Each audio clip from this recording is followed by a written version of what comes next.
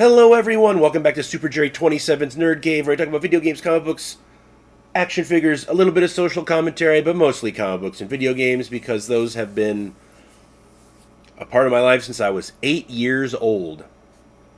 Now, some of you have only, viewed my videos. Like if you're a first-time viewer, you haven't subscribed, which is kind of weird. 90% of you. So if I earn a subscription, I would definitely appreciate it. But yes, enough about YouTube analytic happy horse shit. Let's talk about the meat and potatoes of this video. 5 sequels that sucked. Like, sucked floppy donkey dick. Now,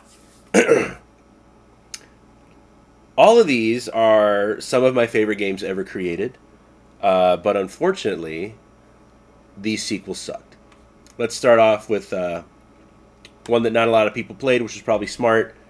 Tony Hawk's Pro Skater 5. Like, I understand that Activision probably made this game to keep the license. I understand copyright, like a little bit happy horse shit. So that's most likely why they made this absolute shithole train wreck of a game. Now, I gave it my best. Now, I will say, I probably haven't played this in quite a few years. I don't know when it came out. I don't even remember. But I remember it sucked. I mean, maybe it's been updated to goodness, but from what I remember, they took the speed out of the game. You skate around, and you have to click on a marker to start the challenge instead of the challenges just being in the world like the originals. That's what I remember from it. Music wasn't as great as the originals. I don't know if these people up here are oh no, that's okay. Those are skaters, but I don't know. It was just so disappointing. Now, the remake, 1 and 2 are great. Pick up 1 and 2. I might try this out again just to see if they fixed it in patches, but I don't think they have.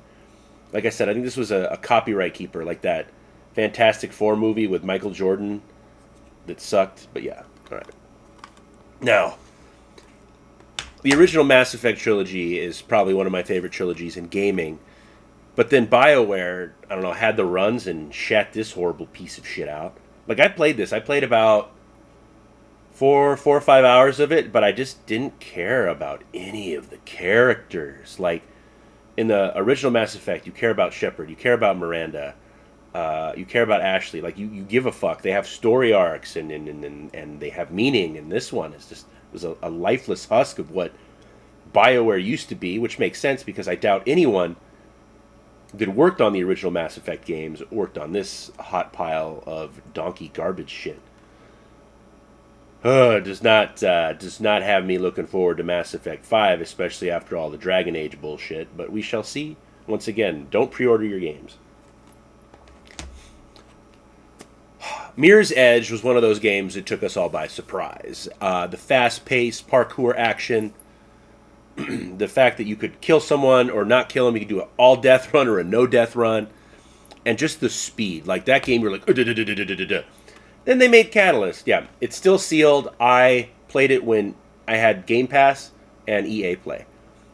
I couldn't stomach it. Maybe I'll get back to it, but as of right now, I'm just like, bleh. No fun. It's bland. Once again, probably all the original developers from the first one disappeared, went to something better, were shoved out, and we got this, slow-paced. I just remember it was so slow. It was like, why? I feel like I'm on an afternoon stroll. Whereas Mirror's Edge, you're fucking coked out and running down the streets of New York City butt-ass naked. So, play the original. The original's fucking phenomenal, but this one just so disappointing. I think it's a prequel, too.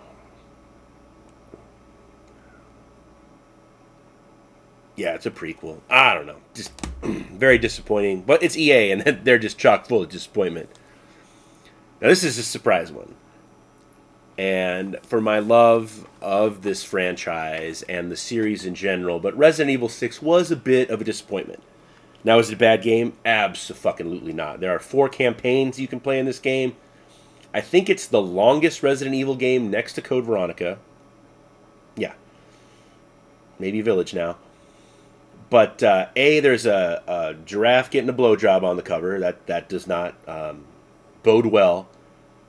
But Capcom just tried to put every type of game in here, you've got the best campaign, which is Leon's. That's the horror campaign.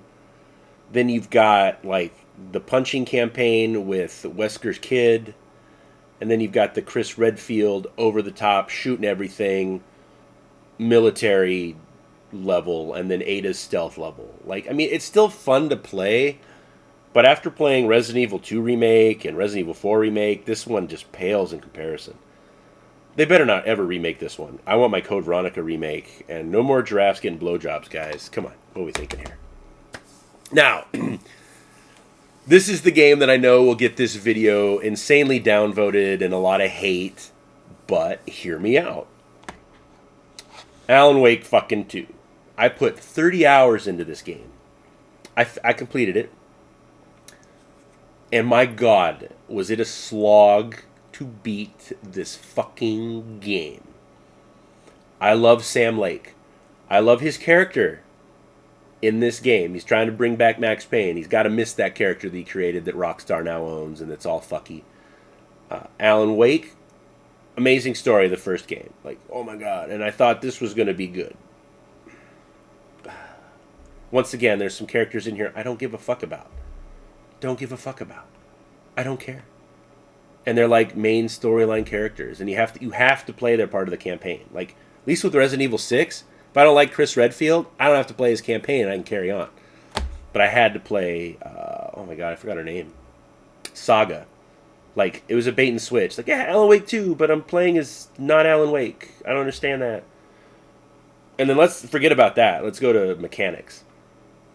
So Saga has this mind palace that they stole from fucking Sherlock Holmes, where she can like foresee events and you have to put clues up, and that breaks up the game. Like, when I had to go to the Mind Palace and figure shit out to progress the story, it's not optional, you had to progress the story with this shit, it just took me out of the story.